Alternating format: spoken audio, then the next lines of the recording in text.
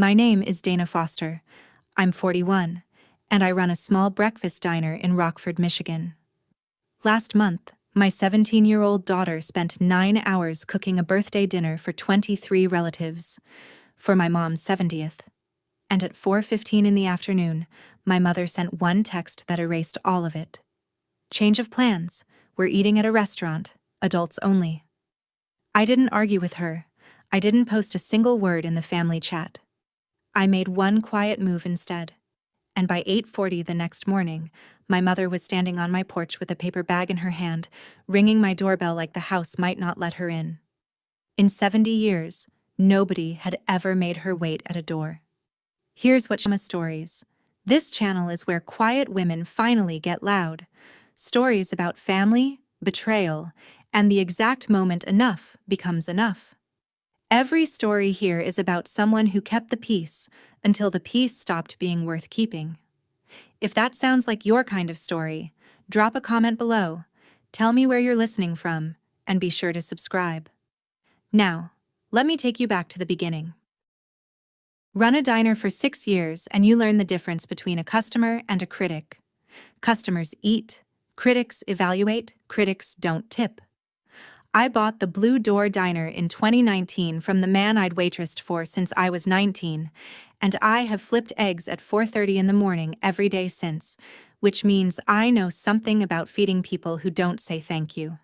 It's fine. The griddle doesn't need applause, and neither do I. But there's a difference between a stranger who forgets to say it and a family that's built an entire operating system out of not saying it.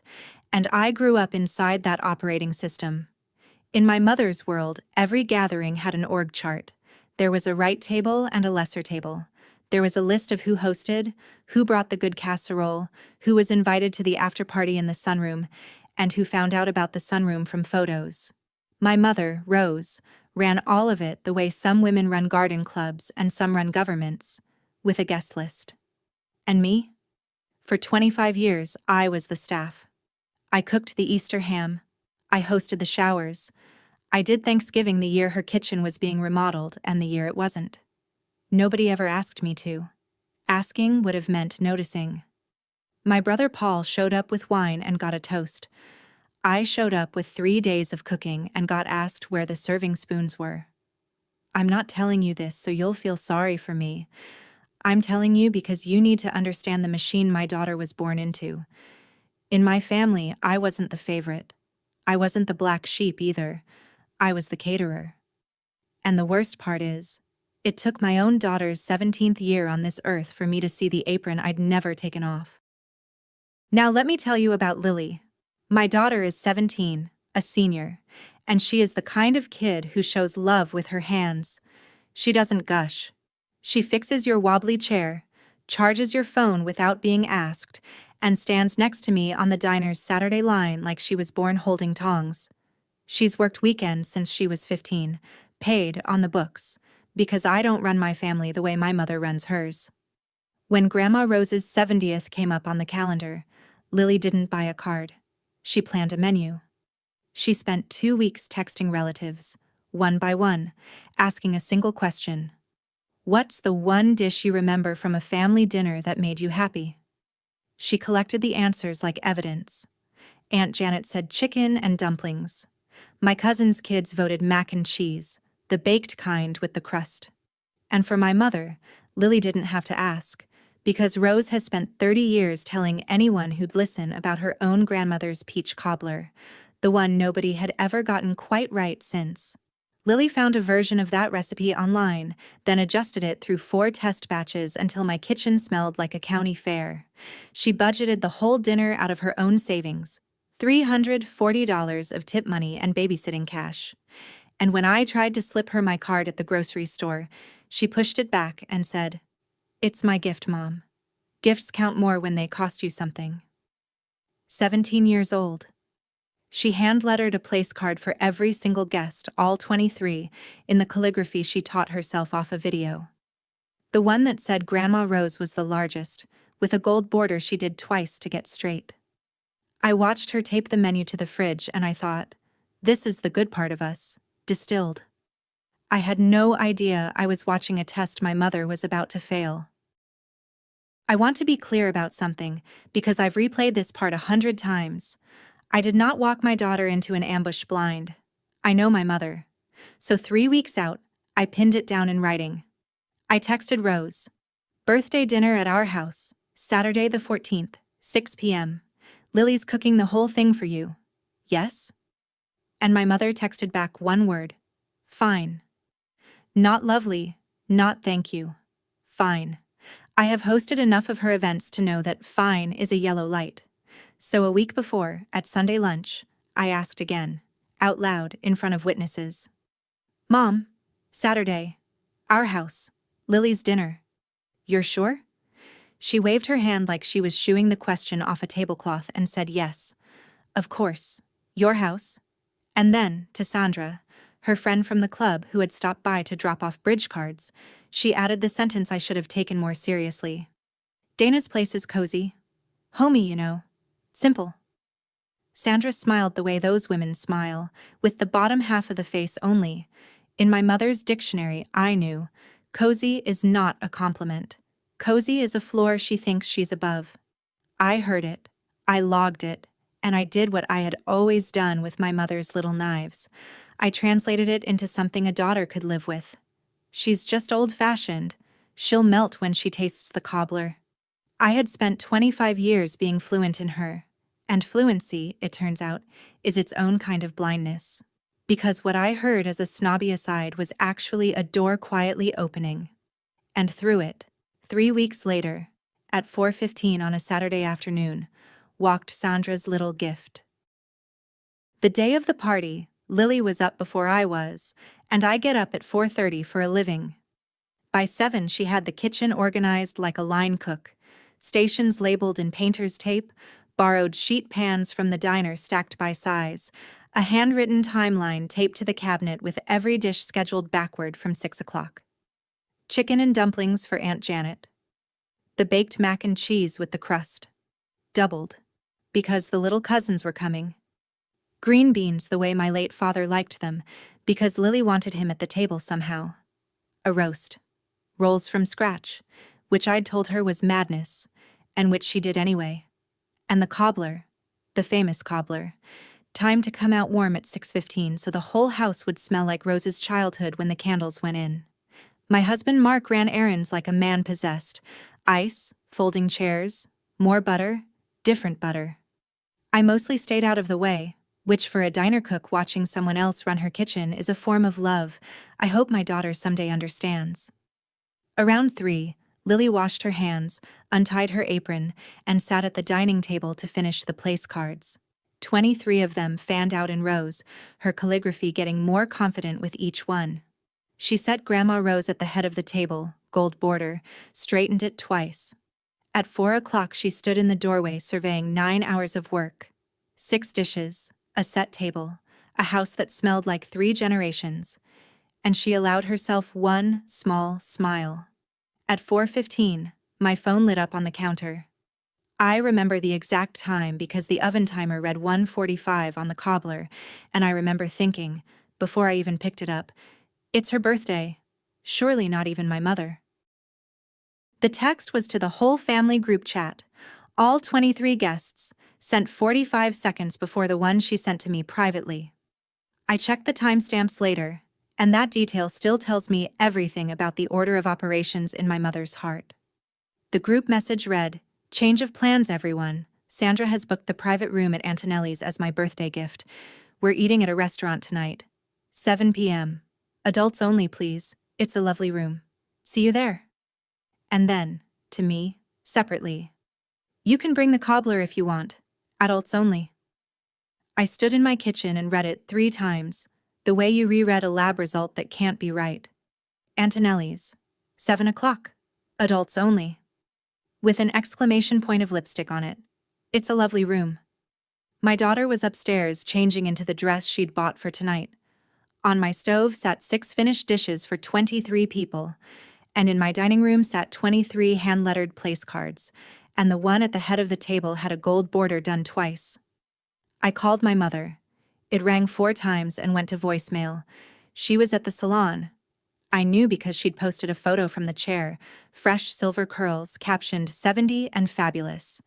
I called again. Nothing. I texted, "Mom, Lily cooked all day. Everything is ready. Please call me." The reply came 9 minutes later, and it was not a call. "Don't make this difficult, Dana. Sandra went to a great deal of trouble. A restaurant is simply more appropriate for the occasion. Adults only." There it was, twice in one afternoon. The phrase that would follow me around for the rest of this story. Not an accident, not a slip, a policy. I turned my phone face down and walked into the kitchen doorway to figure out what I was going to say, and I didn't have to say anything because Lily was already standing at the counter, in her new dress, with her own phone in her hand. She was in the family chat. Of course she was. She was one of the 23. She had watched the plan for her dinner get canceled in real time, in front of everyone, by the woman it was for. I watched my daughter read it again. Then she set the phone down, picked up the sugar shaker, and went back to finishing the top of the cobbler, and without looking up, she said, in a voice so level it broke my heart cleaner than any sobbing could have, "It's okay, Mom. I'm used to it. I'm used to it." 17 years old, 9 hours into a gift, and her first reflex was to comfort me, and to file the whole thing under normal. I stood in that doorway doing math I'd never let myself do. The dance recital when she was 8 that Grandma missed for bridge night. The 10th birthday party moved to a Sunday because Rose had brunch. The swim meet no one came to. Every single time I had knelt down to my daughter's eye level and translated. "Grandma loves you in her own way. She's from a different generation. Be patient with her." I thought I'd been building a bridge between them. Standing in that doorway, smelling 9 hours of her patience coming out of my oven, I finally saw what I'd actually been building. My daughter had learned the family rulebook by heart, and I was the one who'd been teaching it to her, one gentle translation at a time. Let me show you the world I grew up inside. In my mother's house, there were 2 tables at every holiday.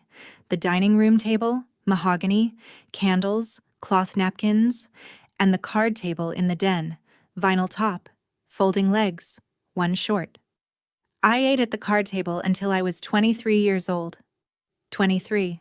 I was promoted. Her word, promoted.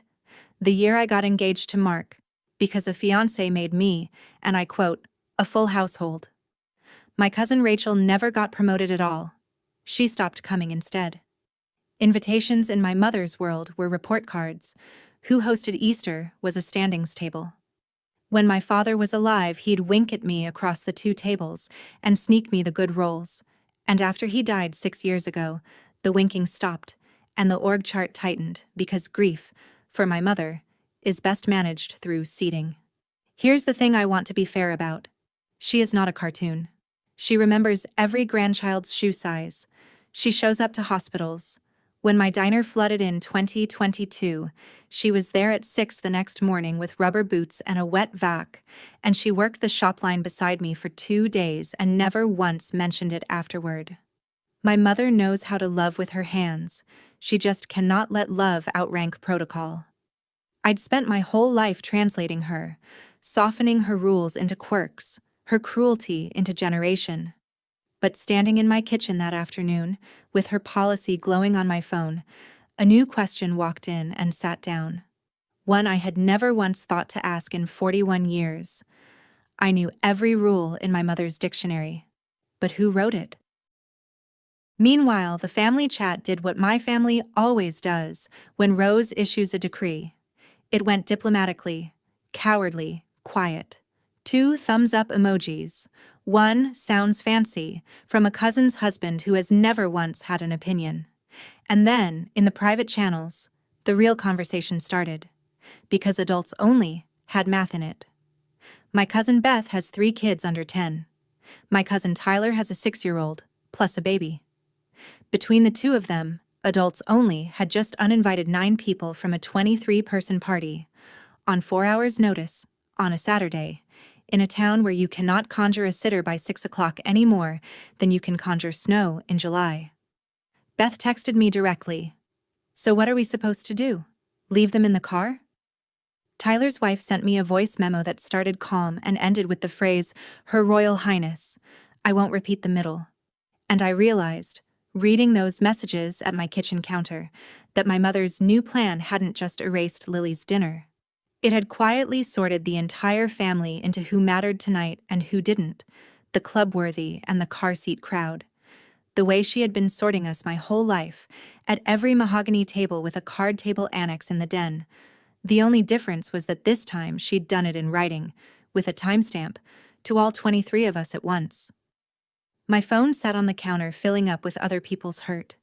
6 dishes steamed gently on my stove, and upstairs, I could hear my daughter taking off the dress she'd bought for a party that no longer wanted her.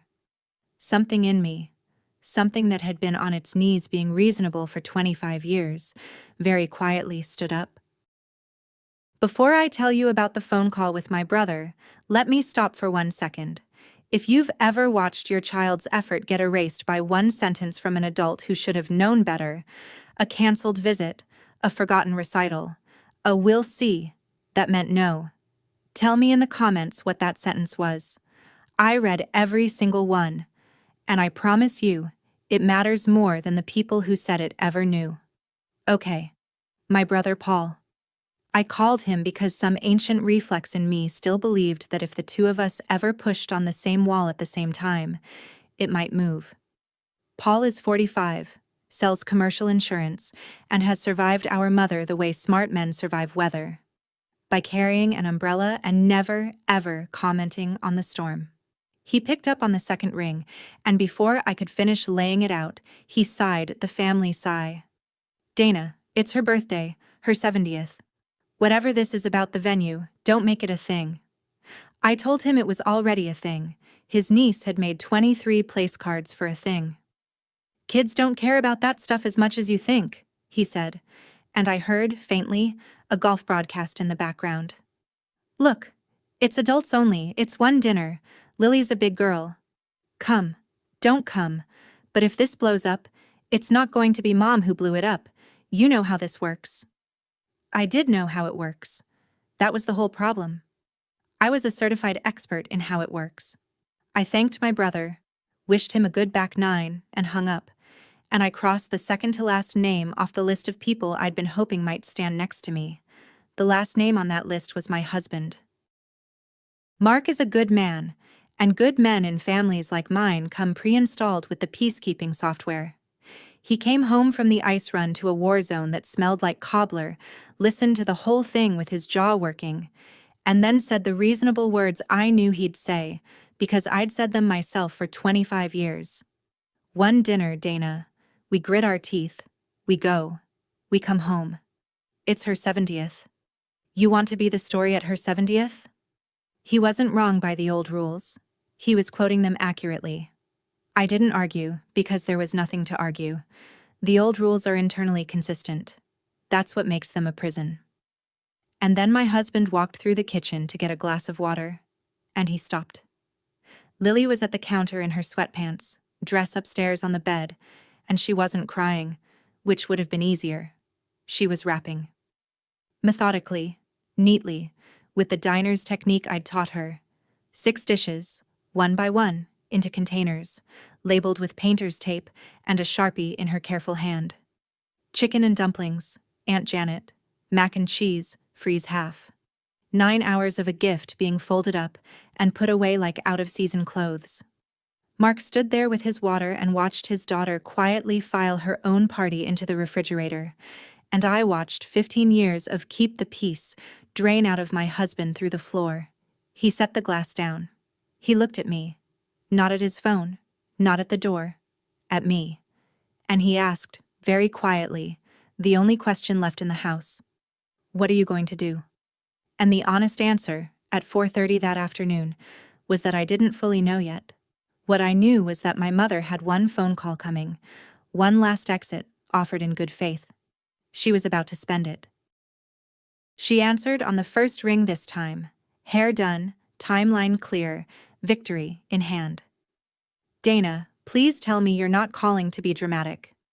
I was, for the record, standing very still in my pantry with the door closed, which is the least dramatic room in America. I made her an offer with no teeth in it at all, the kind you make when you're still hoping the person you love is in there somewhere.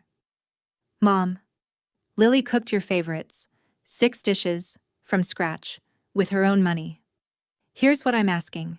We bring the food to Antonelli's and make it part of the night. Call it family style, the room's already private. Or we move the restaurant to Sunday lunch and do tonight at our house as planned. Either way, Sandra's gift still counts. And either way, your granddaughter gets to give you hers. Pick one, and I'll make it happen.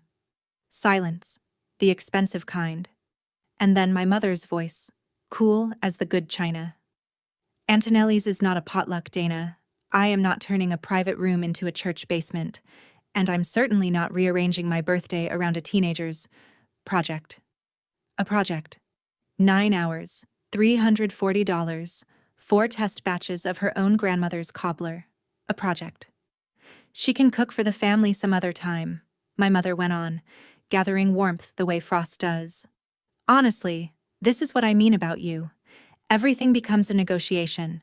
Sandra went to enormous trouble. The room seats 12. It's elegant.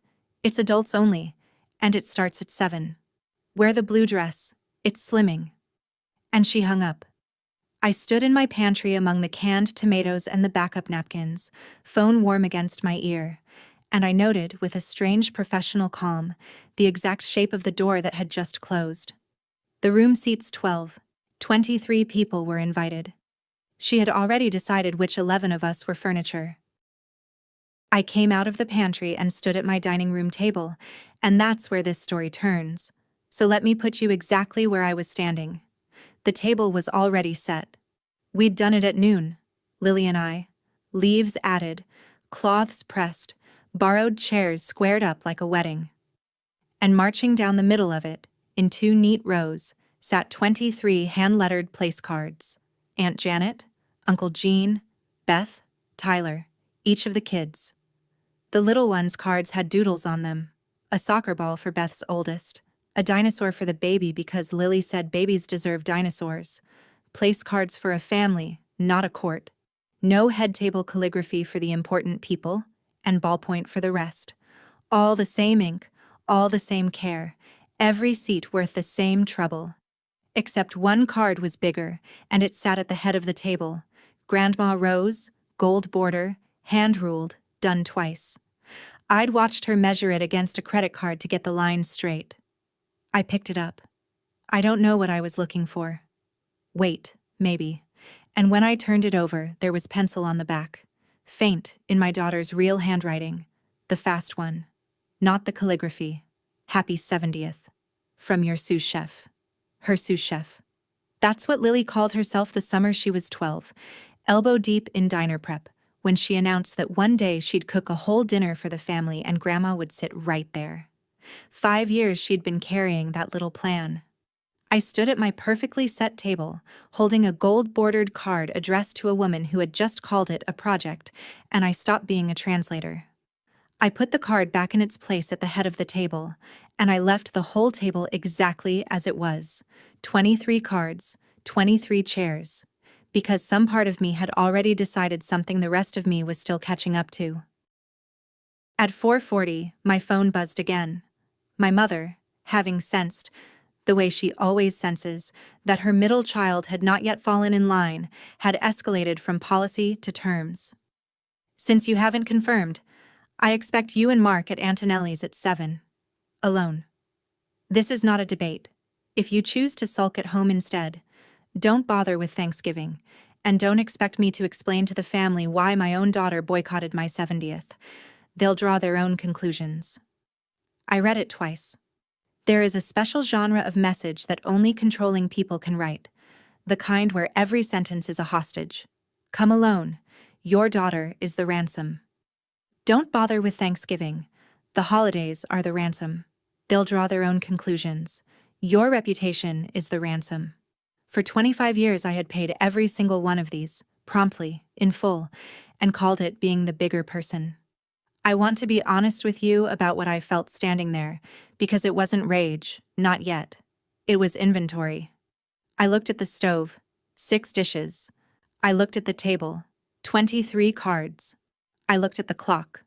4:43. And I looked, last, at the ceiling, toward my daughter's room, where a girl who had said "I'm used to it" was probably lying on her bed teaching herself to mean it. Here is what the inventory came to. If I drove to that restaurant tonight, even silently, even just to keep the peace, the lesson would be carved into Lily permanently, deeper than any calligraphy. Effort is a project. Love is a seating chart. And Mom will always, always translate. There was no middle seat left at this table. My mother had removed it herself, at 4:40, in writing. All that remained was to choose which woman I was going to be at 6 o'clock. I went and sat on the edge of my bed for 10 minutes, alone, and did the thing I'd been avoiding for 25 years. I audited myself. Not my mother, me. The recital when Lily was 8, missed for bridge night. I'm the one who knelt down and said Grandma loves you in her own way. The 10th birthday, moved to a Sunday for Rose's brunch schedule. I'm the one who called it flexible. The swim meet nobody came to, where she got second place and scanned the bleachers twice. I'm the one who texted photos to the family with 3 exclamation points so nobody would have to feel bad about not being in them. Every one of those translations had felt like protection at the time. Sitting on my bed with the clock running, I finally heard them the way Lily must have filed them. A fluent adult explaining patiently, over and over, why her hurt shouldn't be believed.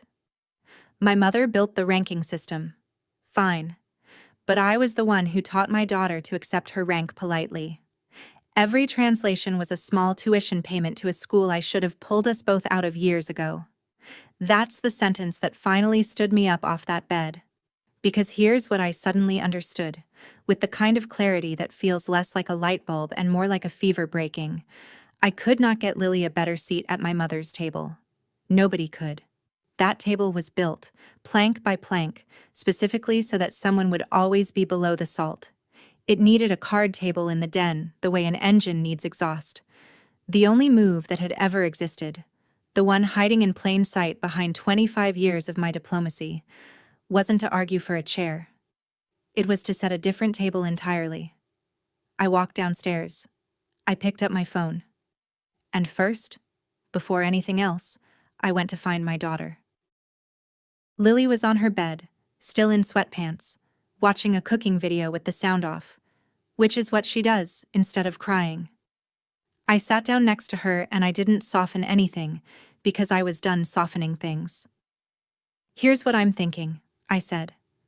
I open our doors tonight, 6 o'clock, exactly as planned. I invite the whole family, everyone, kids first. Grandma will take it as war. Some people will go to the restaurant anyway. It might be 4 of us eating 6 dishes, and Monday the phone calls will be ugly. If we do this, you're not a kid whose party got rescued. You're the chef. It's your food on the line. So it's your call too. She was quiet for a moment, and I watched her weigh it. Really weigh it. The costs, the aunts, the empty chairs. Because my daughter is not naive. She is 17 and fluent in this family. Then she paused her silent video, and she looked at me. And for the first time since 4:15, the flatness was gone from her face. Something underneath it had woken back up. If it's 4 people, she said, I'm still plating it in courses. Then, a beat later, quieter. You'd really do that? To Grandma? And I said the truest sentence I'd said all day. Not to Grandma, baby, for you. There's a difference, and tonight seems like a good night to finally learn it. She nodded once, chef to chef. We had a service to run. I sat at the kitchen counter and wrote the message to the family chat, and I want to show you the 3 drafts I deleted, because they matter. Draft 1 was a prosecution. A list, dates included, of every event my mother had rescheduled, every kid she'd exiled to the den, 25 years of receipts, ending with tonight. Accurate, satisfying. Deleted, because it was a trial, and trials are just seating charts with verdicts. Draft 2 was sarcastic. Since the private room only seats 12. Deleted, because sarcasm is my mother's native tongue and I was done being fluent in her. Draft 3 was an essay. Paragraphs, apologies in advance, context, softening, the translator's version. Me kneeling one last time between my family and the truth, explaining everybody to everybody. I read it twice and deleted it slowest of all, because that draft was the woman I'd been for 25 years, and she died hard. Here's what I finally understood, cursor blinking in the empty box. Anything I wrote in her language, blame, status, spin, kept me at her table, just seated angrier. The only message that actually left the table was the one with no argument in it at all. An invitation doesn't argue. An invitation just opens a door and stands there, warm, with the porch light on. So I wrote something short and warm. I attached 2 photographs, and before I could reread it into oblivion, I did one last thing first. Because my mother, whatever else she is my mother. And she deserved to hear the door open before the rest of the family did. At 5 o'clock exactly, I texted my mother, privately, one last time. Mom, I love you, and happy birthday. I'm not coming to the restaurant without Lily. I won't leave her home like a coat. Dinner is still at our house at 6. Everything she cooked for you is on the table, and the seat at the head has your name on it in gold. It will be there at 6, and it will still be yours if you walk in at 8. I hope you come. Either way, I'm done choosing between my mother and my daughter. I choose the table where both of you fit. I read it once and sent it before the translator in me could soften. I'm done, into, I'd rather not. Then I watched the screen. The 3 dots appeared, stopped, appeared again, longer this time. My mother composing, editing, recalibrating, a woman who has never once in her life sent a first draft. Then the dots vanished, and in their place, silently, a single word surfaced under my message and just sat there. Seen. 5:03 p.m. Read and dismissed. The way you dismiss a waiter. And I'd be lying if I told you it didn't hurt. That little gray word. After 41 years, hurt still finds the gap in the armor. But it also did me one final favor. It burned the last bridge I might have been tempted to stand on, wringing my hands. She had seen the open door. She was choosing the room that seats 12. Okay, Mom. Duly noted, in writing, with a timestamp. Now it was the family's turn. At 5:07, I sent it. To the family chat, all 23 of us, under my mother's restaurant announcement like a small stone set gently on a big desk. 2 photographs. The dining table, fully set, 23 place cards catching the evening light, and a close-up of one dish, the cobbler, golden and imperfect and obviously homemade. And a short caption, no explanation, no accusation, nothing for anyone to argue with. Dinner is still at 6, at our house, exactly as planned. Everything on the table was cooked for Grandma by Lily from all your favorite recipes. Everyone is welcome at my table, kids especially. I put the phone face down on the counter, and I'll tell you the same thing I told Mark when he raised his eyebrows at me. I wasn't recruiting. I refused to count who was coming, refused to check the chat, refused to turn my daughter's dinner into a poll. The message wasn't a move against the restaurant. The restaurant could have its evening. It was just a fact, stated once, in daylight. This door is open. This food exists. This child cooked it. Everyone fits. What people did with that fact would tell me, at long last, who my family actually was underneath 25 years of seating charts. And I genuinely did not know the answer. Mark flipped his phone over too, in solidarity, and the 2 of us stood in our kitchen like people waiting out a coin toss.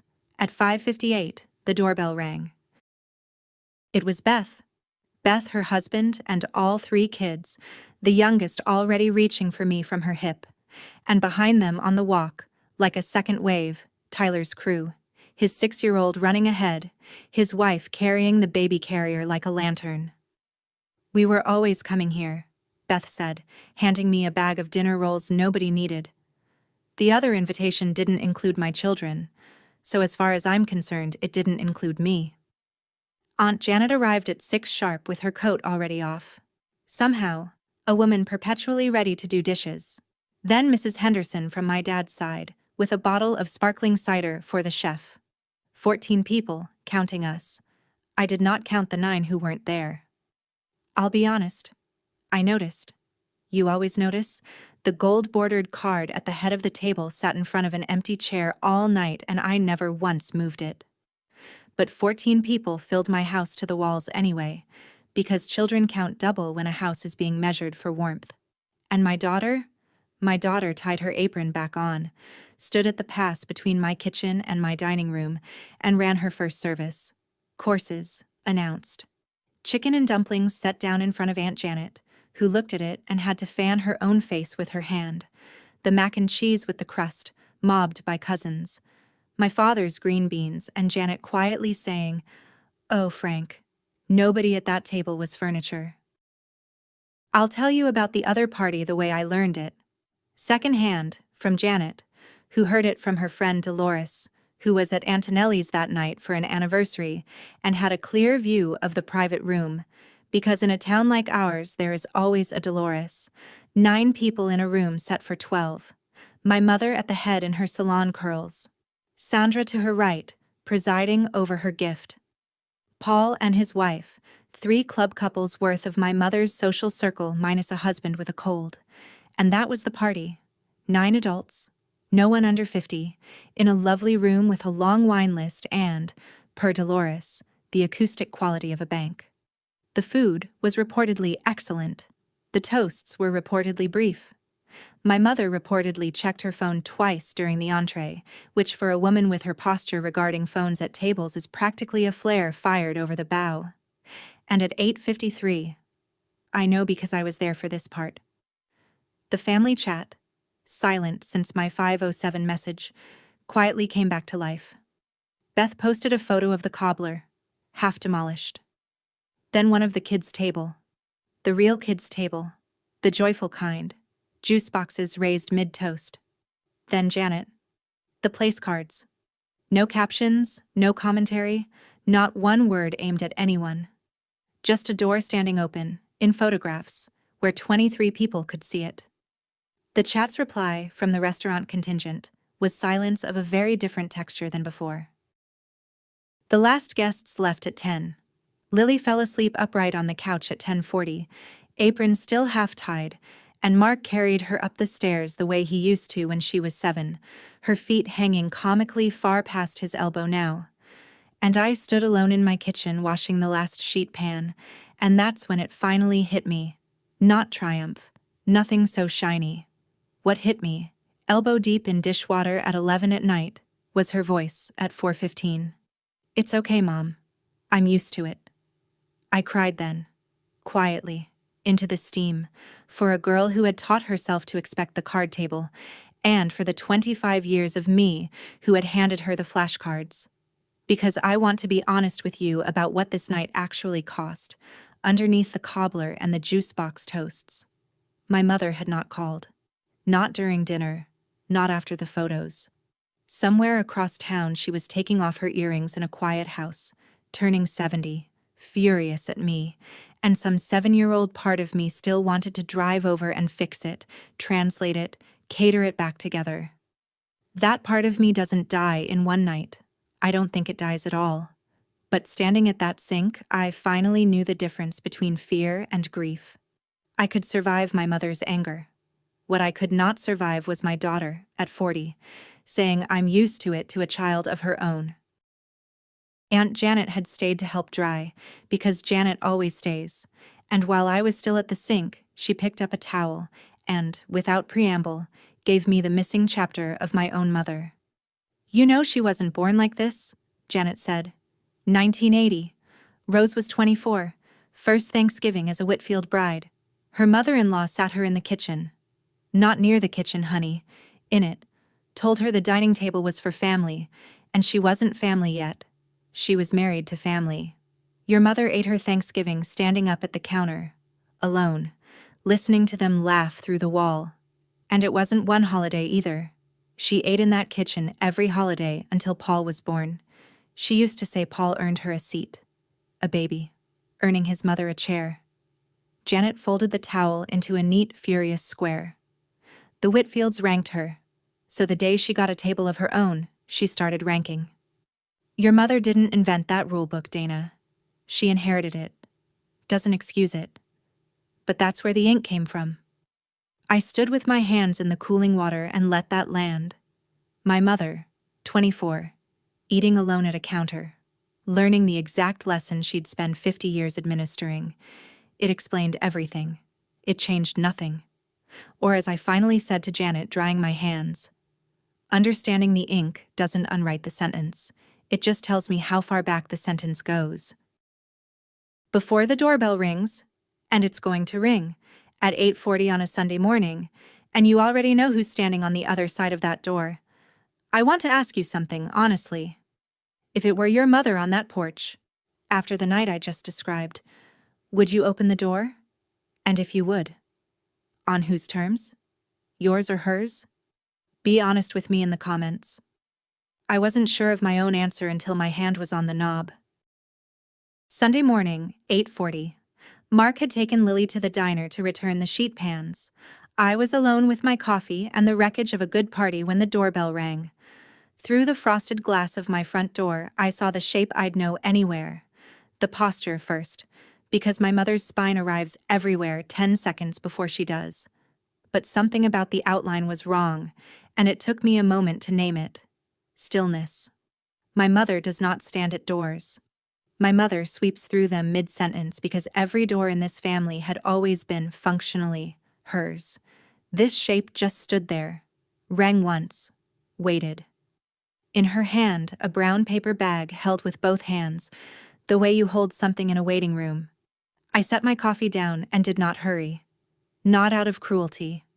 I want to be precise about this, because the difference matters. I wasn't making her wait to punish her. I was making myself slow down, because the woman who usually answered that door in this family was the translator, the fixer, the caterer, sprinting to smooth the moment before it could mean anything. That woman had had a long night and a longer 25 years, and I'd given her the morning off. The kettle had just boiled. I poured it over the leaves, set 2 cups on the tray out of 41 years of habit, and looked at the second cup for a moment. Then I left it on the tray anyway, and I went and opened the door. My mother came in the way a diplomat enters a country that has just voted wrong, chin level, eyes doing inventory.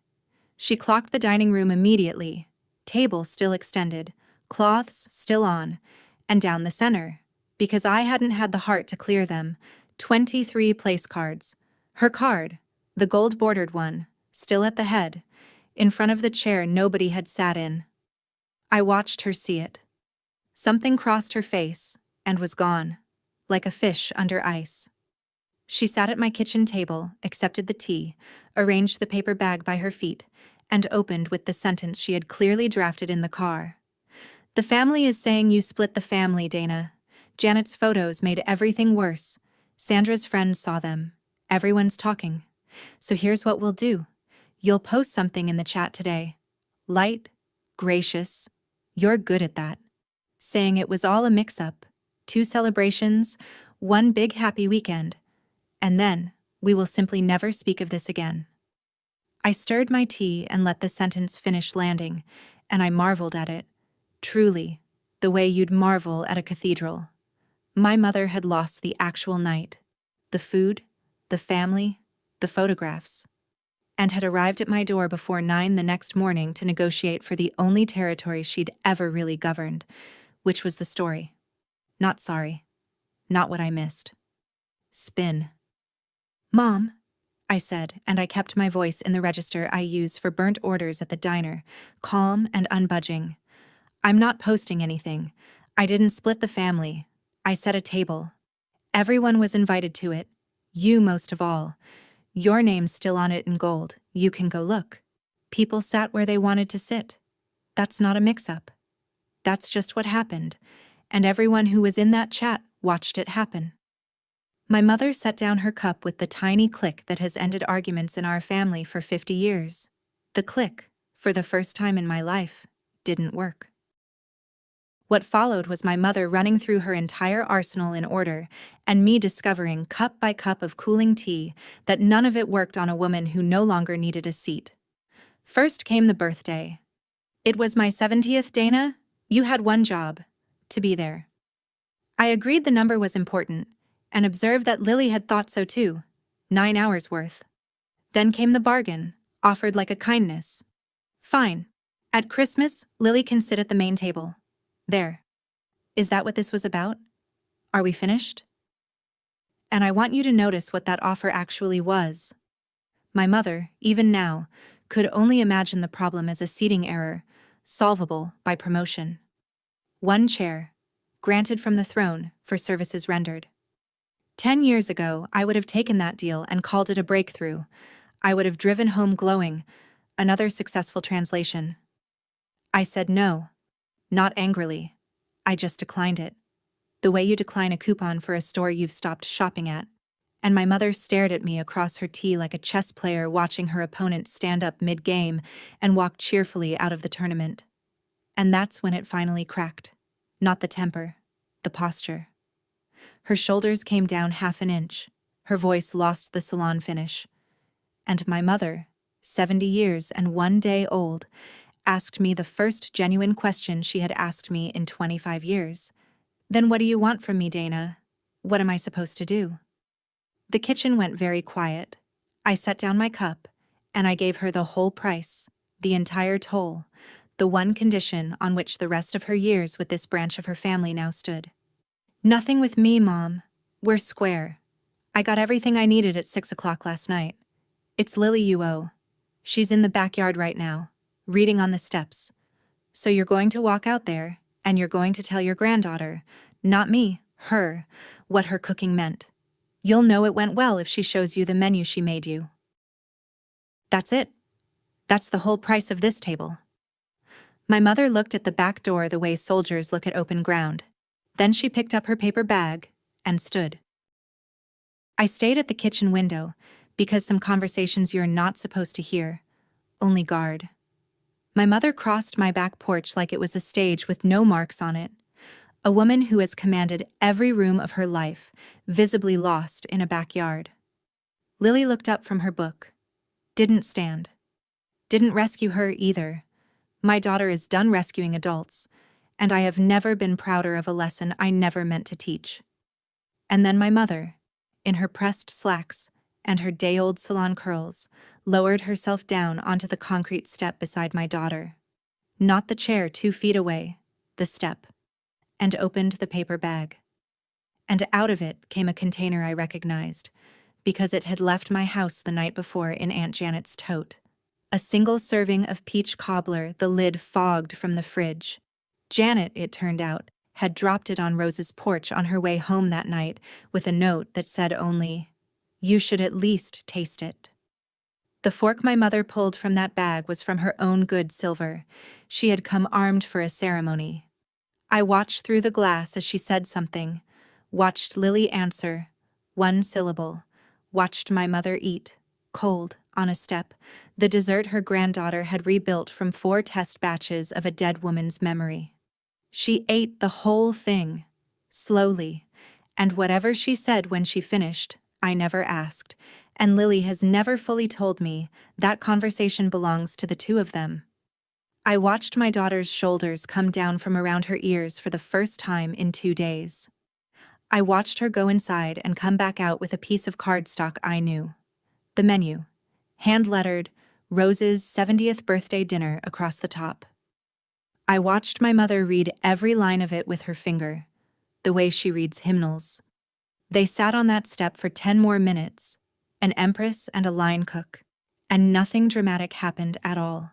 No tears you could see from a window, no hug for the highlight reel. Just 2 people at the same level, eating from the same pan of history, one of them saying thank you approximately 50 years late, and the other one, 17 and merciful, letting it count. Here's what that morning bought, and what it didn't, because I promised you honest and I'm keeping the receipt. On her way out, my mother paused next to me at the front door, straightened a picture frame that was already straight, and said, not quite looking at me. The seasoning. In the chicken and dumplings. A pause. Geological. She gets that from my grandmother. Nobody else ever got it right. And then she left, spine first, into the Sunday morning. That was it. That was the entire concession speech. 1 inch of ground delivered sideways, about seasoning. But I've been fluent in my mother for 41 years, and I can tell you the translation. That inch was the whole war. The rest of the fallout came in over the following week, in the usual family frequencies. Paul texted me privately, "You actually did it." A text managing to be 50% accusation and 50% awe, which for Paul is a standing ovation. 2 of the club circuit relatives went cool at me for a season, and I let them. Frost thaws or it doesn't, and my house was warm either way. Sandra sent my mother a fruit basket and, I'm told, referred to the whole affair at Bridge as that unfortunate scheduling matter, which in Country Club is how empires file their defeats. And the family chat. The same chat where a 17-year-old had watched her gift get cancelled with an exclamation point. Quietly became the place where Beth asked, the following Thursday, completely deadpan, "So when's the next dinner at Dana's?" Asking for 11 people. I didn't gloat, in the chat or anywhere else. I'm telling this story a month later and I still haven't posted a word about any of it, because the win was never the story. My mother taught me everything I know about narrating a family, and the whole point of that Saturday was to stop. The empire didn't fall. Empires rarely do. But that morning it knocked, and waited, and said thank you to a 17-year-old on a concrete step. I'll take that over a crown any day of the week.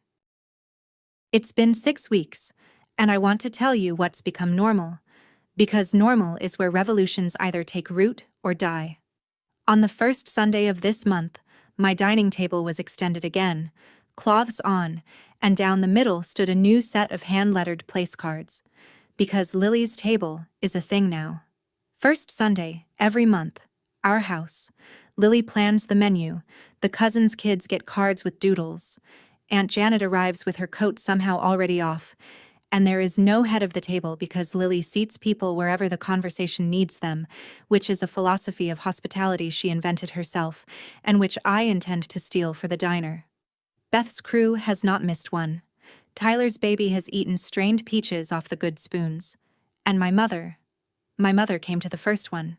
She sat in the middle of the table at a place card that said, in gold-bordered calligraphy, simply, Grandma. Not Rose Whitfield, not the head seat, just Grandma. Same ink as everybody. And I watched her read that card and pocket it, actually pocket it, when she thought no one was looking. She missed the second Sunday for a club thing, and here's the miracle nobody warned me about. It was fine. The door stayed open. Nobody grieved. The dumplings got eaten. She is who she is. The difference is that her rank doesn't set the weather in my house anymore. She can come sit in the warmth as an equal, or she can miss it. And either way, the cobbler comes out at 6:15. As for Lily, she's applying to culinary school for fall. Her application essay opens with a birthday dinner for 14. She let me read it once, at the kitchen counter, and I had to hold the pages away from my face like a woman checking her mascara at a funeral.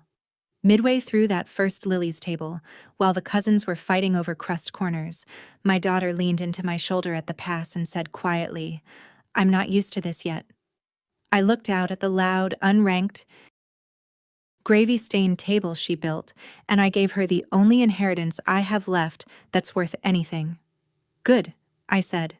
"Don't ever be." I spent 25 years asking for a better seat at my mother's table, and it turns out the only thing I ever had to do was set my own, because the people who love you don't need a ranking to find their chairs. That's my story. 9 hours of cooking, 1 text at 4:15, 23 place cards, and 14 chairs that filled themselves. If someone in your family hands out seats like prizes, maybe this is your sign to set your own table and see who shows up hungry. Tell me in the comments who you'd save a chair for. I read every single one. Hit subscribe if this story fed something in you, and I'll see you in the next one.